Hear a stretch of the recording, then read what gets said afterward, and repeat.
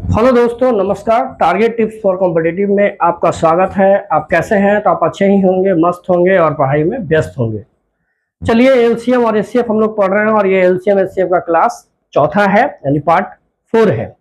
तो चलिए जानते हैं फर्स्ट प्रश्न हम लोग क्या है। क्वेश्चन फर्स्ट है कि the product of two number is 1500 and their HCF is 10। The numbers of such possible pairs is are. दो संख्याओं का गुणनफल 1500 है और उनका महत्तम संवर्तक एचसीएफ जो है 10 है। ऐसे संभावित युग्मों की संख्या बताना है, पेयर्स की संख्या बताना है। तो बोला दो संख्याओं का गुणनफल, तो दो संख्याओं का गुणनफल, तो पहली संख्या मान लीजिए कि दो संख्या है ना, तो 10x मान लीजिए और दूसरी संख्या 10y मान लीजिए। ठीक है, अब ये दो 10 क्यों मानेंगे? क्योंकि दोनों गुणनफल है, कि दोनों संख्याओं का गुणनफल यानी कि 10x मल्टीपल 10y, ये दोनों संख्याओं का गुणनफल कितना दिया हुआ है? 15 दिया है। कि पेयर पूछ रहा है, मतलब युग्मों की संख्या पूछ रहा है, पेयर्स। तो ठीक है, अगर ये करेंगे मल्टीप्लाई तो क्या आ जाएगा? 100xy आ जाएगा। इसको अगर कैंसिल करेंगे आप, xy कितना आ गया? 15 आ गया। अब इसका पेयर कितना कितना बन सकता है? पेयर मतलब कितने कितने में आ सकता है? तो 1 मल्टीपल 15 करेंगे पेयर आ सकता है, और 3 मल्टीपल 5 करेंगे तो पेयर 15 आ सकता है। ठीक है, यानी 1 मल्टीपल 5 करेंगे आप तो 15 आएगा, और 3 मल्टीपल 5 करेंगे तो 15 आएगा। यानी पेयर जो है पॉसिबिलिटी कितनी बन रही है? 2 बन रही है। तो आंसर क्या हो जाएगा आपका? डी हो जाएगा। चलिए देखिए, तो कहता दो संख्याओं का महत्तम संवर्तक 17 है और उनके लघुत्तम संवर्तक यानी दो गुणनखंड 11 और 19 है। दो संख्या आपका दिया हुआ है। देखिए, दो संख्या यानी पहली संख्या जो है आपका 11 है और दूसरी संख्या आपका 19 है। ठीक है, तो उसका नंबर दिया हुआ है, एचसीएफ ऑफ टू नंबर। उसकी पहली संख्या आप निकाल लीजिए, तो कितना हो जाएगा? आप मल्टीप्लाई करेंगे तो 187 आपका हो जाएगा, और ये इसको भी 17 से मल्टीप्लाई करना होगा आपको, तो ये आपका 323 हो जाएगा। ठीक है, इसमें पूछा है कि दोनों संख्या में से छोटी संख्या क्या होगा? छोटी संख्या कौन है? 187 है। तो ऑप्शन देखिए, क्वेश्चन नंबर 3 पता कि LCM of two number is 22 times their HCF and even if one of the numbers is 132 and the LCM of LCM and HCF is 276, then what is the other number? दो संख्याओं का लघुत्तम संवर्तक जो है उनके महत्तम संवर्तक का 22 गुना है। यदि एक संख्या 132 है तो एलसीएम और एचसीएफ का योग 276 है, तो दूसरी संख्या निकालना है। देखिए, एलसीएम और एचसीएफ का योग कितना है? एलसीएम और एचसीएफ योग मतलब सम हुआ, जोड़, और कितना है? 276 है। ठीक है, इसको हम लोग फर्स्ट कर लिए।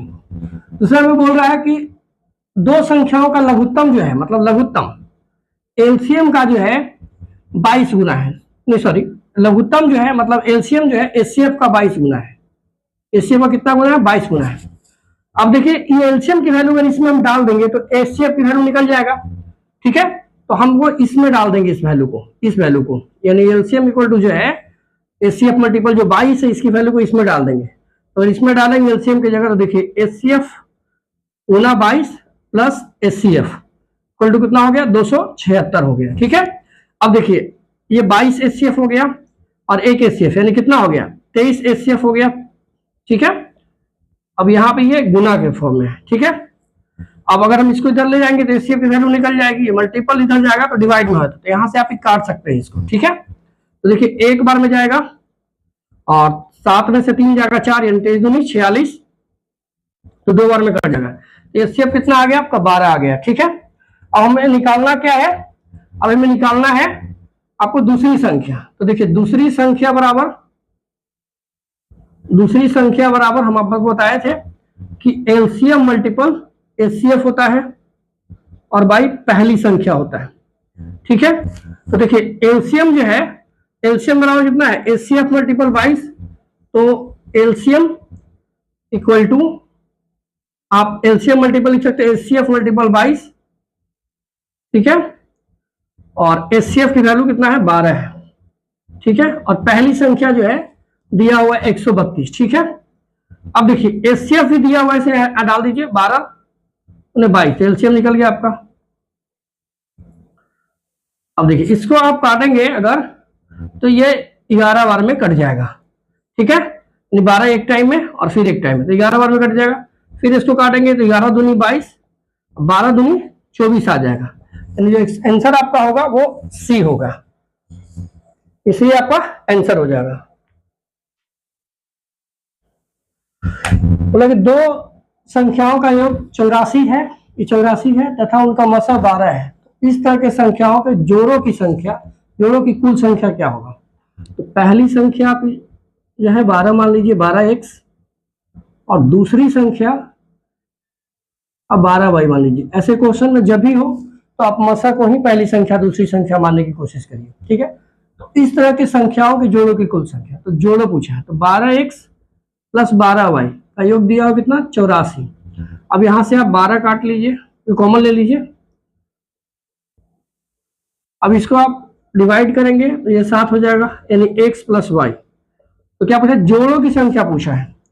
तो 7 जो है आप कैसे कैसे जोड़ के ला सकते हैं? तो 1 प्लस 6 करके 7 ला सकते हैं आप, और 5 प्लस 2 करके आप 7 ला सकते हैं। और तो 7 अब नहीं आएगा, जोड़ों की संख्या पूछा है। तो 7 का कितना पेयर मतलब जोड़ बन सकता है? तो 2 बन सकता है, यानी एक ये बन सकता है और एक ये बन सकता है, यानी 2 बन सकता है। ऑप्शन आपका क्या होगा? ए हो जाएगा। पता है कि वो न्यूनतम पूर्ण वर्ग संख्या क्या है जो क्वेश्चन नंबर 5 है, जो 6, 12 तथा 18 से प्रत्येक संख्या से विभाजित हो जाए। अब देखिए ऐसा क्वेश्चन जब भी पूछे तो आप जो है, अब ऐसे क्वेश्चन में थोड़ी सी कंफ्यूजन होता है कि एलसीएम लेंगे कि एचसीएफ लेंगे, ठीक है। तो आपको बता दें कि अगर वहां संख्या दिया हुआ और आंसर यहाँ पे जो है बड़ा है तो उस सिचुएशन में आप एलसीएम निकालिए, और संख्या दिया हुआ आंसर आपका छोटा हो तो उस स्थिति में आप एचसीएफ निकालिए। तो यहाँ क्या है, ये आंसर बड़ा आ रहा है नंबर से, तो एलसीएम निकलेगा। वह न्यूनतम, लिस्ट मतलब न्यूनतम मतलब लिस्ट होता है, और न्यूनतम जब भी पूछेगा तो आप मिनिमम पूछेगा तो आप एलसीएम ही निकालिए। और तरीका भी आपको बता दिया कि नंबर अगर दिया हुआ हो वहां पे और आंसर यहाँ पे बड़ा है तो आपको एलसीएम निकालना है, और आंसर मान लीजिए आंसर में छोटा है तो आपको एचसीएफ निकालना है। तो बोला वो न्यूनतम पूर्ण वर्ग संख्या क्या है जो 6, 12 तथा 18 प्रत्येक से विभाजित हो जाए। तो सबसे पहले क्या करेंगे, आप इसका एलसीएम निकाल लीजिए। तो 6 सॉरी वहां बंद, देखिए एलसीएम निकालेंगे 6, 12, 18 का, ठीक है। तो सबसे पहले क्या लगाएंगे 2 से, 6, 2 6 12, 2 9 18। फिर कितना से लगाएंगे 3 से, 1 3 2 6 3 3 9। अब नहीं लगेगा तो क्या हो जाएगा 2 गुने 3 गुने 2 गुने 3, 2 3 6, 6 2 12, 3 36। अब देखिए बोला हुआ है कि वह न्यूनतम पूर्ण वर्ग संख्या, पूर्ण वर्ग संख्या पूछा है। तो देखिए 36 खुद पूर्ण वर्ग संख्या है, तो इसका आंसर 36 ही हो जाएगा। ऐसे पूर्ण वर्ग संख्या करने के लिए जो फैक्टर रहेगा जिसका आप निकालेंगे उसका फैक्टर पेयर बनाइए। तो देखिए इसका पेयर अगर बनाते हैं तो 2 इस 36 को पेयर अगर बनाते हैं इसका, ये पूर्ण वर्ग संख्या है नहीं, तो देखिए 2 और 2 पेयर बनाइएगा। तो देखिए पेयर इसका बन रहा है, तो जिस संख्या अगर फैक्टर करने के बाद अगर पेयर बन जाएगा तो समझिए कि वो संख्या पूर्ण वर्ग है। 36 खुद पूर्ण वर्ग है, तो बोलता है वो न्यूनतम पूर्ण वर्ग संख्या। तो न्यूनतम पूर्ण संख्या जो होगा वो 36 हो गया, यानी आंसर आपका डी हो जाएगा। देखिए क्वेश्चन नंबर 6, और वीडियो अच्छा लग रहा हो तो लाइक कीजिए, शेयर कीजिए और कमेंट कीजिए। कहता है जब एक संख्या को 15, 20, 35 से भाग दिया जाता है तो प्रत्येक बार 8 शेष बचता है, तो न्यूनतम संख्या क्या होगा? देखिए एक तो तरीका है कि आप इस तीनों संख्या को इस ऑप्शन से डिवाइड कीजिए, और डिवाइड करने पे इसमें अगर शेष प्रत्येक स्थिति में, मतलब मान लीजिए इस ऑप्शन को उठाए और इसको अगर डिवाइड कर रहे हैं और प्रत्येक इसको डिवाइड किए शेष 8 आ गया, इसको भी डिवाइड करेंगे अगर शेष 8 आ गया, इसको इससे डिवाइड कीजिए शेष 8 आ गया। अगर तीनों को कोई भी ऑप्शन से अगर डिवाइड करने पर शेष अगर 8, तीनों कंडीशन में 8 अगर आ जाता है तो वही ऑप्शन आ जाएगा। एक तो है कि आप ऑप्शन से बना सकते हैं, और एक तरीका है कि आप प्रोसेस से बना सकते हैं।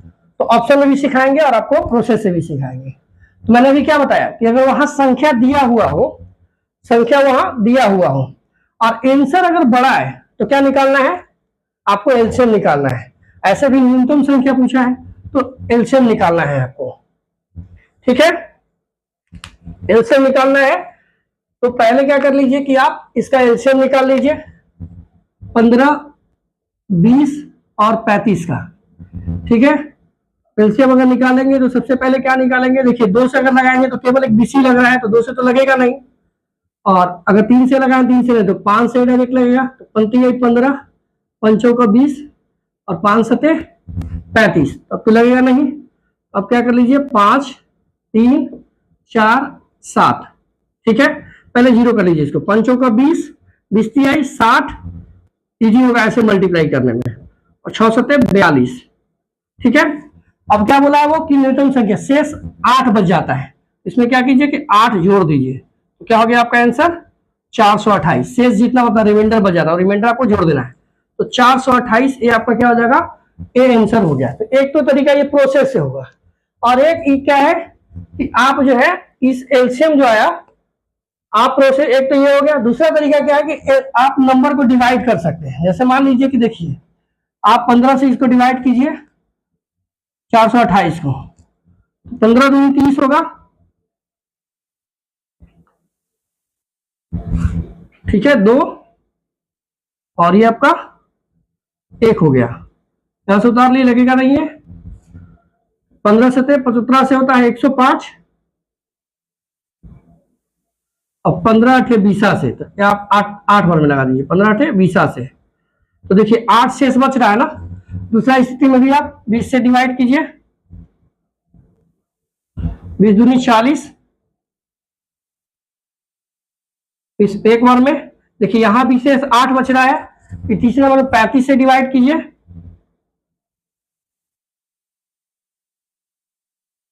एक बार में लगेगा 35, 12 में से 5 जाएगा 7, 35 दूनी 70। देखिए तीनों स्थिति में क्या 8 शेष बच रहा है तीनों स्थिति में। तो एक ऑप्शन से भी आप, तो ऑप्शन क्या हो जाएगा आपका ए ही हो जाएगा। तो एक आप ऑप्शन से बना सकते हैं और एक आप एलसीएम लेके बना सकते हैं।